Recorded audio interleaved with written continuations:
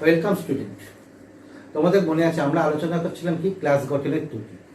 এর আগের ক্লাসে আমরা একটা ক্লাস ত্রুটি সম্পর্কে আলোচনা করে এসেছি এবং বিশেষত খুব ইম্পর্টেন্ট জায়গা স্কটকি ত্রুটি এবং ফ্রেনকেল ত্রুটি সম্পর্কে আলোচনা করেছি, যেটা ছিল তোমার কি হচ্ছে টয়সোমেট্রিক ত্রুটির একটা অঙ্গ। আজকে আমরা দেখো কি আলোচনা করব। প্রথমে নন টয়সোমেট্রিক ত্রুটি, তারপরে তোমার অশুদ্ধিজনিত ত্রুটি। প্রথমে আসছি দেখো নন টয়সোমেট্রিক ত্রুটি। এই প্রকার ত্রুটি কখন সৃষ্টি হবে বলছি, দেখো ত্রুটির ফলে যদি কোনো ক্লাস গঠনের মধ্যে কণা সংখ্যার অনুপাতের কোনো পরিবর্তন ঘটে, তাহলে সেক্ষেত্রে তোমার কি হবে, তোমার ক্লাসে যে ত্রুটি সৃষ্টি হয় সেই ত্রুটিটাকে বলবো আমরা কি হচ্ছে নন টয়সোমেট্রিক ত্রুটি। অর্থাৎ যেখানে টয়সোমেট্রিক পরিবর্তন ঘটে। দেখ, ক্লাসের মধ্যে কণা সংখ্যার যদি অনুপাতের পরিবর্তন ঘটে তাহলে যে ত্রুটি সৃষ্টি হয় সেই ত্রুটিকে বলবো আমার কি হচ্ছে তোমার নন টয়সোমেট্রিক ত্রুটি। এখন দেখো সাধারণত দেখবে বার্থেলিগীয় যৌগগুলো এই প্রকারের ত্রুটি থাকে। এফিও, খেয়াল করো এফিও, এক্ষেত্রে এফি এবং অক্সিজেনের অনুপাত কত, তোমার কি হচ্ছে 1:1। এখন দেখো এই ফেরাস অক্সাইডে যদি বার্থেলিগীয় যৌগ দেখি তাহলে এখানে তার সংকেত আছে Fe.88O, যেখানে দেখো এফি ও অক্সিজেনের সংখ্যা অনুপাত কি হচ্ছে 0.88:1। তাহলে দেখো এখানে তোমার কি হচ্ছে কণা সংখ্যার পরিবর্তন ঘটেছে। ঠিক একইভাবে স্বাভাবিক অবস্থায় তোমার কি আছে এফি এস এর মধ্যে কণা সংখ্যাগুলোর অনুপাত কত, এফি এবং এস এর 1:1।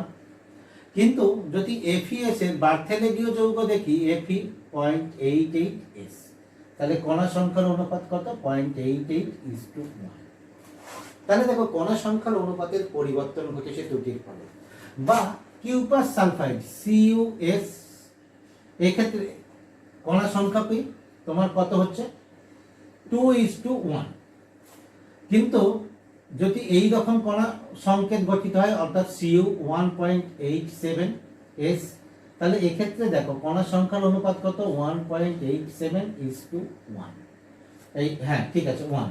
তাহলে এক্ষেত্রে দেখো তোমার কি হচ্ছে যৌগের মধ্যে ত্রুটির ফলে যে ভিন্ন ক্যাটায়ন এবং অ্যানায়ন আছে তাদের কণা সংখ্যা তোমার কি হচ্ছে পরিবর্তন হচ্ছে। এই প্রকার ত্রুটিকে বলবো আমরা নন টয়সোমেট্রিক ত্রুটি। এখানে একটা জিনিস ভালো করে মনে রাখবে, এখানে কণা সংখ্যার অনুপাতের পরিবর্তন ঘটেলেও সামগ্রিক আধানের কোনো পরিবর্তন ঘটে না, অর্থাৎ আধান অনুপাত একই থাকে। এখন দেখো কিভাবে একই হয় সেটা আমরা আলোচনা করব, ঠিক আছে। কারণ আধানের অনুপাত পরিবর্তন হয়ে গেলে তোমার কি আছে পদার্থগুলো আয়নীয় হয়ে যেত, কিন্তু কোনো পদার্থ আয়নীয় পদার্থ হয় না, পদার্থ সাধারণত পোষণ। তাহলে আমরা কি দেখলাম, দেখো যেখানে কণা সংখ্যার অনুপাতের পরিবর্তন হচ্ছে সেটাকে বলছি নন টয়সোমেট্রিক ত্রুটি। এইটা দেখো আছে কি দুই প্রকারের সৃষ্টি হয়, যেটা ধাতব অধিক্যজনিত ত্রুটি বা মেটাল এক্সেস ডিফেক্ট, আর ধাতব ঘাটতিজনিত ত্রুটি বা মেটাল ডেফিসিয়েন্সি ডিফেক্ট হয়েছে। এখন দেখো এই মেটাল এক্সেস ডিফেক্ট, এই যে ধাতব অধিক্যজনিত ত্রুটি, এইটা দুইভাবে সৃষ্টি হয়। কিভাবে সৃষ্টি হতে পারে, যদি এরকম হয় অ্যানায়ন ক্লাস থেকে অপসারিত হয়ে যায় তাহলে ক্যাটায়ন বা ধাতব কণার অধিক্য দেবে। যদি এরকম হয় তাহলে এইটা একটা ধাতব অধিক্যজনিত ত্রুটি হয়। যদি এরকম হয় কোনো ক্ষেত্রে ক্যাটায়ন তোমার কি আছে ক্লাস চালকের অন্তঃস্থানিক স্থানে স্থান দখল করে, তাহলে তাদের ক্ষেত্রেও এই ধাতব অধিক্যজনিত ত্রুটি ঘটবে। আর ধাতব ঘাটতিজনিত ত্রুটি যদি ধাতব কণা অপসারিত হয়ে যায়। তাহলে দেখো আমরা যদি আসি এখন, তাহলে আমরা আলোচনা করব কি ধাতব অধিক্যজনিত ত্রুটি। দেখো কি বললাম যে ধাতব অধিক্যজনিত ত্রুটি দুটো কারণে সৃষ্টি হতে পারে। একটা কি, যদি অ্যানায়নের শূন্যতা, অর্থাৎ অ্যানায়ন তোমার কি হয় অপসারিত হয়ে যায় ক্লাস চালক থেকে, অথবা তোমার কি আছে যদি অন্তঃস্থানিক স্থানে তোমার কি আছে ক্যাটায়ন উপস্থিত হয়। প্রথম আসছি দেখো যদি অ্যানায়নিক শূন্যতা, অর্থাৎ কোনো ক্লাস চালক থেকে অ্যানায়ন অপসারিত হয়, তাহলে ক্লাস জালক থেকে ধরে নাও এইরকম একটা ক্লাস জালক থেকে এখান থেকে একটা X- সম্পূর্ণরূপে অপসারিত হলো, তাহলে এইখানে তোমার কি হচ্ছে দেখো এইরকম তোমার এখানে একটা শূন্যস্থান সৃষ্টি হলো। এখন দেখো অ্যানায়ন অপসারিত হয়েছে মানে এখান থেকে কি হয়ে গেছে, কি বেরিয়ে গেছে X- বেরিয়ে গেছে, তাহলে ঋণাত্মক আধানযুক্ত একটা কণা বেরিয়ে গেছে। তাহলে ঋণাত্মক আধানযুক্ত কণা বেরিয়ে যায়, তাহলে ক্লাসে ধনাত্মক আধানের পরিমাণ বেশি হয়ে যাবে। অর্থাৎ ক্লাসটা ধনাত্মক আধানযুক্ত হয়ে যাবে, কিন্তু সেটা তো হতে পারে না। ফলে এই যেখান থেকে অ্যানায়ন বেরিয়ে যাচ্ছে, যত আধান নিয়ে যাচ্ছে সেই সম পরিমাণ ইলেকট্রন, অর্থাৎ একটা ঋণাত্মক আধান নিয়ে গেছে, তাহলে এখানে একটা ঋণাত্মক তোমার কি হবে, স্থান দখল করবে। ঠিক আছে, ঋণাত্মক অর্থাৎ ঋণাত্মক মানে কি, ইলেকট্রন এখানে তোমার কি হবে, স্থান দখল করবে, করে যে ত্রুটি সৃষ্টি হবে সেটাকে তোমার কি বলছি, অ্যানায়নিক স্থানে শূন্যতার জনিত ধাতব অধিক্য জনিত ত্রুটি। তাহলে কি বললাম, যদি কোনো ক্লাস চালক থেকে কোনো কি হচ্ছে ঋণাত্মক কণা অর্থাৎ অ্যানায়ন বেরিয়ে যায়, বেরিয়ে গেলে যেখানে ওখানে কি হয়, শূন্যতা জনিত ত্রুটি সৃষ্টি হয়, তাহলে এইটাকে আমরা বলতে পারি ভ্যাকেন্সি ডিফেক্ট। এবং এই প্রকার ত্রুটি আরেকটা মনে রাখবে, সাধারণত যাদের ক্ষেত্রে স্কটকি ত্রুটি দেখা যায় তাদের ক্ষেত্রে এই প্রকার ত্রুটিটা দেখা যায়। তাহলে এবং যেখানে তোমার কি আছে ভ্যাকেন্সি বা শূন্যস্থান সৃষ্টি হচ্ছে, সেখানে তোমার কি আছে, একটা ইলেকট্রন স্থান দখল করছে। এখন তাকে ইলেকট্রনটা কোথা থেকে আসছে যদি আমরা একটা উদাহরণ নিই তাহলে আমরা বুঝবো। ধরে নাও এটা একটা NaCl এর ক্লাস, NaCl এর ক্লাস। এই NaCl এর ক্লাসের মধ্যে কি আছে, Na প্লাস Cl মাইনাস। ধরে নাও এখানে এই N প্লাসটা Na প্লাস X মাইনাসটা Cl মাইনাস। এদের ক্ষেত্রে সাধারণত তোমার কি আছে, সাধারণত তোমার কি আছে, NaCl ক্লাসে তোমার সাদা বর্ণের। এবার দেখো এর ক্ষেত্রে এই যে NaCl ক্লাসে এর সঙ্গে যদি সোডিয়াম বাষ্প, ভালো করে খেয়াল করো, সোডিয়াম বাষ্প মিশিয়ে উত্তপ্ত করবে, অর্থাৎ তোমার কি আছে এর সঙ্গে Na বাষ্প মিশিয়ে যদি হিট দেওয়া হয়, তাহলে কি হয়, এ হলুদ বর্ণ ধারণ করে, হলুদ বর্ণ ধারণ করে। কেন হয়, এই অ্যানায়নিক শূন্যতা জনিত ত্রুটির কারণে। কি হয় দেখো, এই NaCl ক্লাসকে উত্তপ্ত করলে একটা Cl মাইনাস আয়ন এইখান থেকে ক্লাস থেকে বেরিয়ে যায়, বেরিয়ে গিয়ে এর পৃষ্ঠে কি আছে, সোডিয়াম, এই যে সোডিয়াম বাষ্প আছে, ওই সোডিয়াম বাষ্পের সঙ্গে যুক্ত হয়ে যায়, ক্লাস থেকে এ বেরিয়ে যাচ্ছে, বেরিয়ে গিয়ে সোডিয়াম বাষ্পের সঙ্গে যুক্ত হয়ে গিয়ে NaCl গঠন করছে। NaCl প্রকৃতপক্ষে কি, Na প্লাস Cl মাইনাস। ঠিক আছে, তাহলে এখানে দেখো ক্লোরিন, ক্লোরিন মাইনাস, কিন্তু সোডিয়াম যখন সোডিয়াম প্লাস হচ্ছে, তাহলে কি করতে হবে, তাকে একটা ইলেকট্রন বর্জন করতে হবে, অর্থাৎ একটা ইলেকট্রন বর্জন করবে। এই বর্জিত ইলেকট্রনটা কোথায়, এইখানে স্থান দখল করবে। তাহলে বোঝা গেছে যে এইখানে ইলেকট্রনটা কোথা থেকে আসছে, যে ওই যে সোডিয়াম বাষ্প যখন সোডিয়াম ক্লোরাইড গঠন করছে, যে ইলেকট্রন বর্জন করছে সেই ইলেকট্রনটা এখানে চলে আসছে। ঠিক আছে, তাহলে এখানে চলে আসছে, এবং এই ইলেকট্রনটার জন্যই তোমার কি হয়, এই ইলেকট্রনটার জন্যই এই ক্লাস তোমার কি হচ্ছে, বর্ণ ধারণ করে। সেই জন্য এইটাকে, এই যে যেখানে ইলেকট্রন অবস্থান করে এই জায়গাটাকে বলা হয়, এটাকে বলা হয় এফ সেন্টার। এফ সেন্টার, এই এফ কথাটা কোথা থেকে এসেছে, এটা একটা জার্মান ওয়ার্ড, ফার্মি। ফার্মি কথাটা এসেছে, যার অর্থ কি হচ্ছে, কালার। কালার অর্থাৎ এর কারণে তোমার কি হচ্ছে, কালার সৃষ্টি হচ্ছে। কেন কালার সৃষ্টি হয়, কারণ এর উপরে যখন দৃশ্যমান আলো পড়ে, এই ইলেকট্রনটা কি হয়, দৃশ্যমান আলো থেকে একটা নির্দিষ্ট বর্ণের আলোকে, অর্থাৎ দৃশ্যমান আলো থেকে শক্তি শোষণ করে। কিভাবে শক্তি শোষণ করে, একটা নির্দিষ্ট বর্ণের আলোকে শোষণ করে, ফলে তার পরিপূরক বর্ণটা তোমার কি হয়, আমরা ওই বা আমাদের কাছে পরিপূরক বর্ণটা ফিরে আসে, ফলে আমরা বর্ণ দেখতে পাই। ঠিক আছে, তাহলে এই এফ কেন্দ্র বা এফ সেন্টারের কারণেই এখানে তোমার কি আছে, বর্ণের সৃষ্টি হচ্ছে। তাহলে আমরা কি দেখলাম, যে সোডিয়াম ক্লোরাইড ক্লাসকে যদি সোডিয়াম বাষ্পের সঙ্গে মেশাই, মেশালে তোমার কি আছে, এইরূপ তোমার কি আছে, হলুদ বর্ণ ধারণ করবে তোমার, কারণ সেখান থেকে একটা ক্লোরাইড আয়ন বেরিয়ে যাচ্ছে এবং সেখানে একটা ইলেকট্রন স্থান দখল করছে। এবং আরো মনে রাখবে স্কটকি ত্রুটি যাদের ক্ষেত্রে দেখা যায়, যে প্রকার ক্লাসের ক্ষেত্রে, তাদের ক্ষেত্রে এই ধরনের ধাতব অধিক্যজনিত ত্রুটি দেখা যায়। এখানে খেয়াল করো, এখানে তোমার সোডিয়াম ক্লোরাইডের ক্ষেত্রে অনুপাত, অর্থাৎ তোমার কাছে যদি বলি M প্লাস আর X মাইনাস, এদের ক্ষেত্রে অনুপাত কত ছিল, আগে অনুপাত 1:1, কিন্তু একটা যদি CX মাইনাস বেরিয়ে যায়, তাহলে অনুপাতটা কিন্তু 1:1 থাকছে না, অর্থাৎ অনুপাতের পরিবর্তন হচ্ছে, কিন্তু আধানের অনুপাতের কোনো পরিবর্তন হচ্ছে না।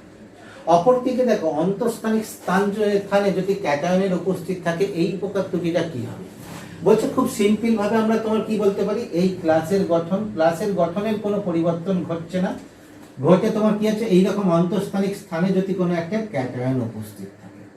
ঠিক আছে, অন্তঃস্থানিক স্থানে ক্যাটায়ন উপস্থিত থাকে, তাহলে বাহ্যিকভাবে এখানে আমরা যদি প্রথম কথা ঘনত্ব বলি, কিভাবে হয় আমরা পরে আসছি, আগে এর ক্ষেত্রে ঘনত্ব দেখি। তাহলে এর ক্ষেত্রে ঘনত্ব কি হবে দেখো, ঘনত্ব বৃদ্ধি পাবে। হয়েছে? তাহলে অন্তঃস্থানিক ত্রুটির এর ক্ষেত্রে আমরা কি দেখলাম, ঘনত্ব বৃদ্ধি পাচ্ছে। এর আগে আমরা একটা দেখো অন্তঃস্থানিক ত্রুটি দেখেছি, সেখানে ঘনত্বের কোনো পরিবর্তন ঘটেনি। হয়েছে? এবার দেখো এখানে এই প্রকার ত্রুটিটা কিভাবে সৃষ্টি হবে, বলছে যদি কোনো ক্লাসের মধ্যে অ্যানায়ন গ্যাসীয় রূপে অপসারিত হয়, তাহলে অ্যানায়নটা গ্যাস রূপে বেরিয়ে যাচ্ছে, ক্যাটায়নটা থেকে যাচ্ছে। ওই ক্যাটায়নটা কি হবে, তার জালক বিন্দুতে না থেকে ক্লাসের মধ্যে অন্তঃস্থানিক স্থানে স্থান পাবে। একটা উদাহরণ নিয়ে বললে আরো সহজ হবে। দেখো আমরা যদি জিঙ্ক অক্সাইডকে যখন উত্তপ্ত করি, দেখবে জিঙ্ক অক্সাইড হলুদ বর্ণ ধারণ করে এবং এই প্রকার ত্রুটি সৃষ্টি হয়। কি হয় দেখো, ওর ক্ষেত্রে কি ঘটনা ঘটে, বলছে জিঙ্ক অক্সাইড এর মধ্যে কি থাকে, জিঙ্ক 2+ থাকে আর অক্সিজেন 2-। একে যখন হিট দেওয়া হয় তাহলে এখান থেকে কি হয়, জিঙ্ক 2+, আর এই অক্সিজেন 2- কি হয়, অক্সিজেন গ্যাস রূপে বেরিয়ে চলে যায়। তাহলে এই যে বেরিয়ে যাচ্ছে, এর বর্জিত ইলেকট্রন কি হবে, এখানে ছেড়ে যাচ্ছে। মনে রাখবে এটা কিন্তু। তাহলে বর্জিত ইলেকট্রন ছেড়ে যাচ্ছে আর একটা অতিরিক্ত জিঙ্ক প্লাস থাকছে। এই যে জিঙ্ক প্লাসটা কি হচ্ছে, এই জিঙ্ক প্লাসটা তখন তোমার কি হচ্ছে, এর জালক বিন্দু থেকে সরে গিয়ে অন্তঃস্থানিক স্থানে স্থান দখল করছে। ঠিক আছে? তাহলে এখানে যদি ধরে নিই, আমরা যদি M+ দিয়ে বলি যে এখানে ধরে নিই যে একটা M+ অন্তঃস্থানিক স্থানে স্থান দখল করেছে, তাহলে দেখো বাড়তি M+ এসেছে। তাহলে যতগুলো M+ এখানে আসবে তোমার, তার ক্ষেত্রে তোমার কি হবে, ততগুলো এই ইলেকট্রন কি হবে, এখানে স্থান দখল করবে। তাহলে একটা M+ এসছে, এখানে একটা ইলেকট্রন, ধর আরেকটা M+ এসছে, এখানে আরেকটা ইলেকট্রন দিয়ে স্থান দখল করেছে। ফলে এদের আধান অনুপাতের কোনো পরিবর্তন ঘটবে না, কিন্তু ক্যাটায়নের অধিক্য ঘটছে, কারণ অ্যানায়ন গ্যাসীয় রূপে বেরিয়ে চলে যাচ্ছে। এর ফলে তোমার কি হচ্ছে, তোমার আমাদের যে ত্রুটি সৃষ্টি হচ্ছে সেটা হচ্ছে ক্যাটায়নিক অধিক্যজনিত ত্রুটি এবং অন্তঃস্থানিক স্থানে ক্যাটায়ন অবস্থান করছে। তাহলে এই প্রকার ত্রুটির ক্ষেত্রে দেখো আমরা কি দেখলাম, এই প্রকার ত্রুটির ক্ষেত্রে তোমার কি হচ্ছে, ঘনত্বের বেড়ে যাচ্ছে এবং এখানে দেখো একটা তোমার ইলেকট্রন মুক্তভাবে থাকছে। এই মুক্ত ইলেকট্রন কি, তাপ বা তড়িতের প্রভাবে এই মুক্ত ইলেকট্রন তোমার কি হবে, চলাচল করতে পারবে। ফলে এই মুক্ত ইলেকট্রন থাকার জন্য তোমার কি হয়, তাপ দিলে তোমার কি আছে, দেখি হলুদ বর্ণ ধারণ করে। হয়েছে? তাহলে এই গেল তোমার দেখো অন্তঃস্থানিক স্থানে ক্যাটায়নের উপস্থিতির জন্য। ঠিক আছে? এরপরে দেখো আমরা যদি দেখি যে তোমার আরেকটা কি দেখেছিলাম আমরা, যে আমাদের ধাতব ঘাটতি জনিত ত্রুটি, ধাতব ঘাটতি জনিত ত্রুটি। এইটা কি হয়েছে, ধাতব ঘাটতি জনিত ত্রুটি কি কারণে সৃষ্টি হয়, বলছে দেখো ধাতব ঘাটতি জনিত ত্রুটি যদি তোমার কি হচ্ছে, কোন ক্লাস জালক থেকে ধাতব কণা অপসারিত হয়, কোন ক্লাস জালক থেকে তোমার ধাতব কণা সম্পূর্ণরূপে অপসারিত এবং কিরূপ অপসারিত, নিরুদ্দিষ্ট হয়ে যায়। আর তাহলে তোমার কি বলতে পারি, ক্লাস জালক থেকে ধাতব কণার অপসারণ ঘটে। তাহলে এই তখন এই প্রকার ত্রুটি সৃষ্টি হয়।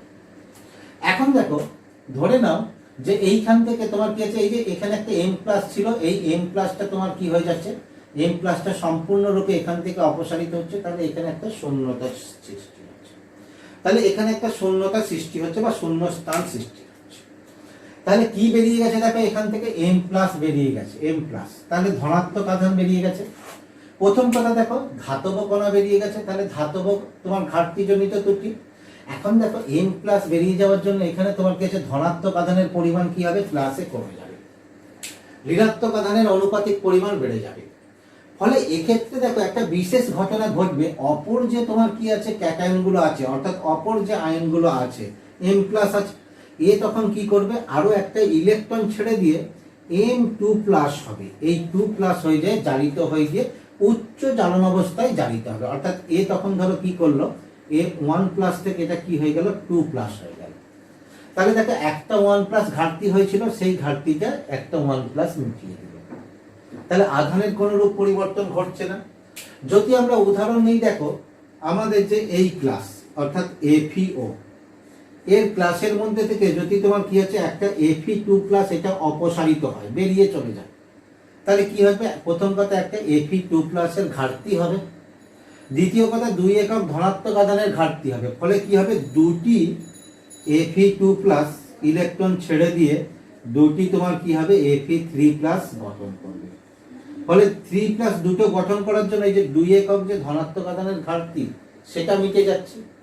তাহলে এই প্রকার ত্রুটি তোমার কাদের ক্ষেত্রে দেখা যাবে? দেখো এই প্রকার ত্রুটি সাধারণত দেখা যাবে যাদের ক্ষেত্রে পরিবর্তনশীল যোজ্যতা দেখা যায়। পরিবর্তনশীল,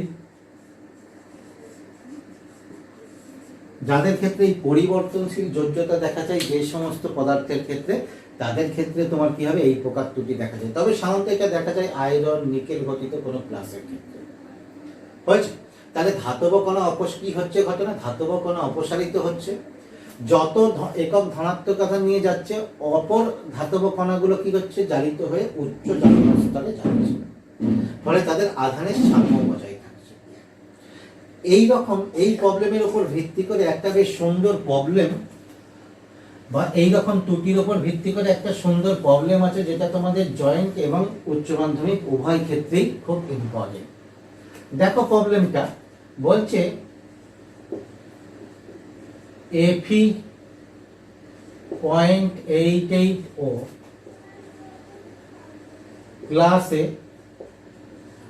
Fe2+ ও Fe3+ এর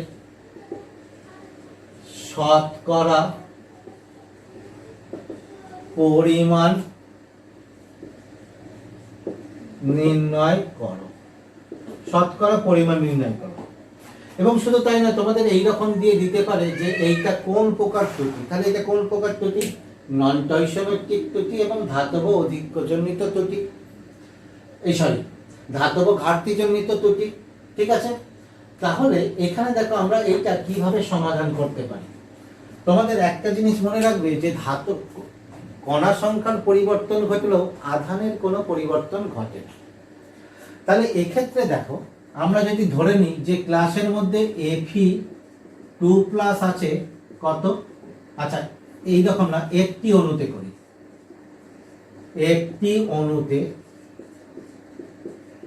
Fe2+ আছে কত? ধরলাম x। এখন তোমাদের মনে হতে পারে যে একটি অণুতে আবার কি করে x থাকবে? তোমরা x টাকে ভগ্নাংশ ভেবে নাও, 1-এর 3টি, 2-এর 3টি ইত্যাদি।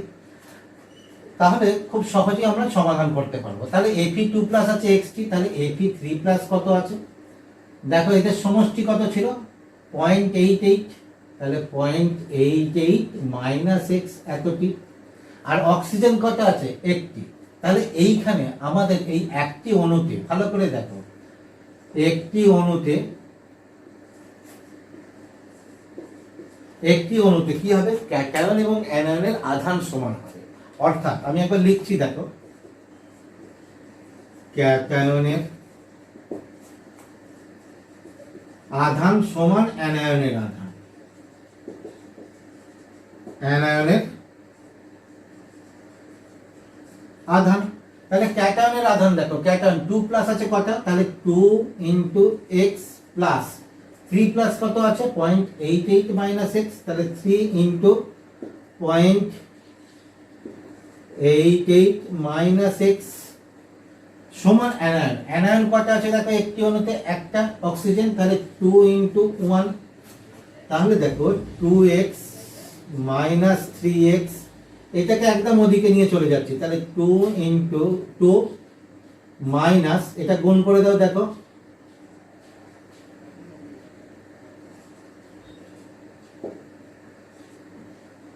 2.64, তাহলে দেখো কত আসছে? দ্যাট ইজ x সমান -x সমান 0.64, ও মাইনাস -0.64, তাহলে x সমান কত?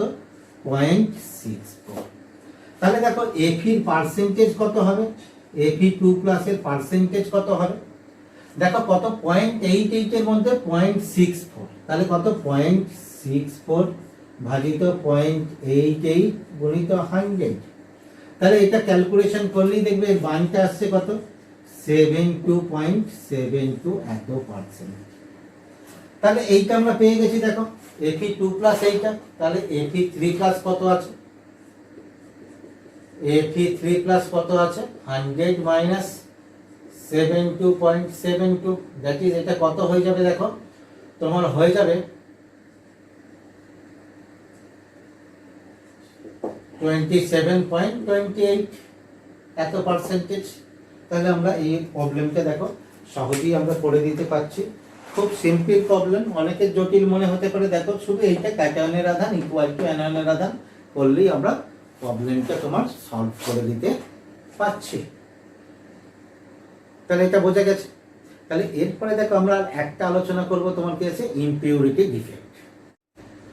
এখন আমরা তাহলে আমাদের ক্লাসের ত্রুটির একদম লাস্ট অংশ অর্থাৎ অশুদ্ধিজনিত ত্রুটি বা ইমপিউরিটি ডিফেক্টটা আলোচনা করব। ইমপিউরিটি ডিফেক্ট কি বলেছি, অশুদ্ধিজনিত ত্রুটি। সাধারণত বাহ্যিক কোনো কণাকে যদি আমরা ক্লাস চালকের মধ্যে প্রবেশ করাই তাহলে যে ত্রুটি সৃষ্টি হবে সেটা হচ্ছে তোমার কি আছে ইমপিউরিটি ডিফেক্ট। এখন দেখো এইখানে এইটা মনে রাখবে, এইটা আমরা আমাদের প্রয়োজনে অর্থাৎ ক্লাসের কোনো একটা ধর্মের সুবিধা পাওয়ার জন্য বাইরের কণাকে আমরা প্রবেশ করাই। তোমরা দেখবে এরপরে যখন আমরা এই সেমি কন্ডাক্টর আলোচনা করবো, সাধারণত এই সেমি কন্ডাক্টর বা অর্ধ পরিবাহীগুলোর ক্ষেত্রে কি হয়, ওই ক্লাসের মধ্যে বাহ্যিক কোনো কণা প্রবেশ করানো হয়। যে পদ্ধতিতে প্রবেশ করানো হয় তাকে বলা হয় তোমার কি আছে ড্রপিং। দেখো ক্লাসের মধ্যে যদি বাহ্যিক কণার প্রবেশ হয়, যে পদ্ধতিতে প্রবেশ করা হয় তাহলে সেই পদ্ধতিটাকে কি বলা হয়, পদ্ধতিটাকে বলা হয় তোমার কি আছে ডোপিং।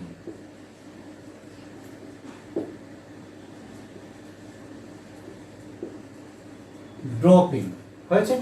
এখন দেখো এই যে বাহ্যিক যে কণাটা প্রবেশ করছে সেই কণাটা কি হতে পারে, দুটো জায়গায় স্থান দখল করতে পারে। কি, পূর্বের কোনো ল্যাটিস বিন্দুকে সরিয়ে অপসারিত করে সেই জায়গাতে থাকতে পারে অথবা অন্তঃস্থানিক স্থানে থাকতে পারে। তাহলে প্রথম কথা হচ্ছে দেখো এটা দুইভাবে থাকতে পারে। কি হচ্ছে, কোনো ল্যাটিস কণাকে অপসারিত করে স্থান দখল অর্থাৎ বা জালক বিন্দুকে বলি, জালক বিন্দুকে অপসারিত করে স্থান দখল করতে পারে, স্থান দখল করতে পারে। এইরূপ যদি হয় তাকে তাহলে কি বলা হয়, তাকে বলা হয় সাবস্টিটিউশনাল সলিড হয়েছে বা সাবস্টিটিউশনাল ইমপিউরিটি বা প্রতিস্থাপিত অশুদ্ধি অর্থাৎ প্রতিস্থাপিত অশুদ্ধি অর্থাৎ সাবস্টিটিউশনাল ইমপিউরিটি। এবং এর ফলে যে পদার্থ সৃষ্টি হয় তাকে বলা হয় substitutional solid solution.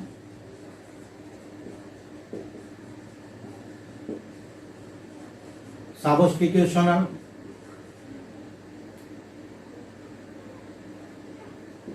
Solid solution. যেমন ধরো সোডিয়াম ক্লোরাইডকে, গলিত সোডিয়াম ক্লোরাইডকে এর সঙ্গে যদি স্ট্রনসিয়াম ক্লোরাইড মিশিয়ে গ্লাসিত করা হয় তাহলে দেখবে সোডিয়াম ক্লোরাইডের এই সোডিয়াম আয়নগুলো অর্থাৎ সোডিয়াম ক্লোরাইডের মধ্যে কি থাকে সোডিয়াম প্লাস Cl মাইনাস, আর টনসিয়াম ক্লোরাইডের মধ্যে কি থাকে টনসিয়াম 2 প্লাস 2Cl মাইনাস। তাহলে কিছু সংখ্যক এই সোডিয়ামকে তোমার কি আছে টনসিয়াম প্রতিস্থাপিত করে সেই জায়গা তোমার কিছু স্থান দখল করে।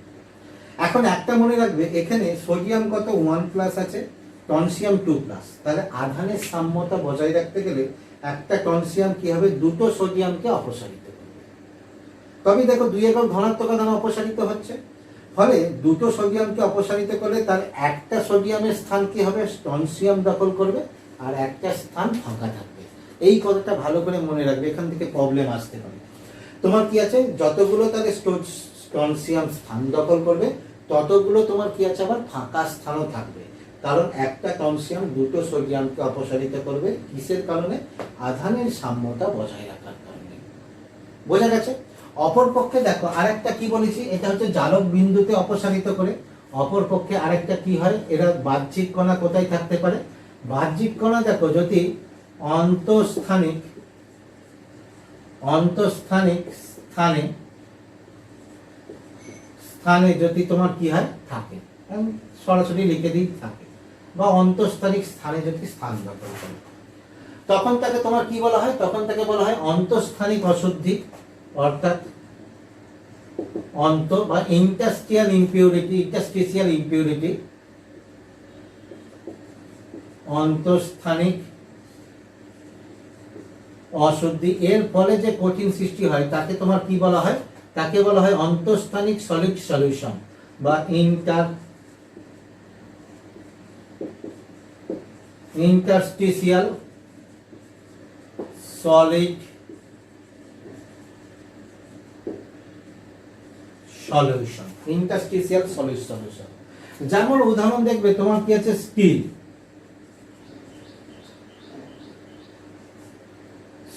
স্টিলের মধ্যে কি হচ্ছে? স্টিল হচ্ছে আয়রনের ক্লাস, অর্থাৎ আয়রন করার ক্লাস।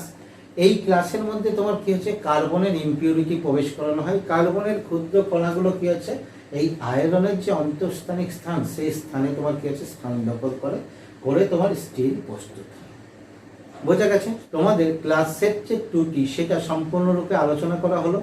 আশা করি তোমরা খুব ভালোভাবে বুঝতে পারবে। যদি কোনো জায়গাটা বুঝতে না পারো তাহলে তোমরা অবশ্যই আমাকে জানাবে।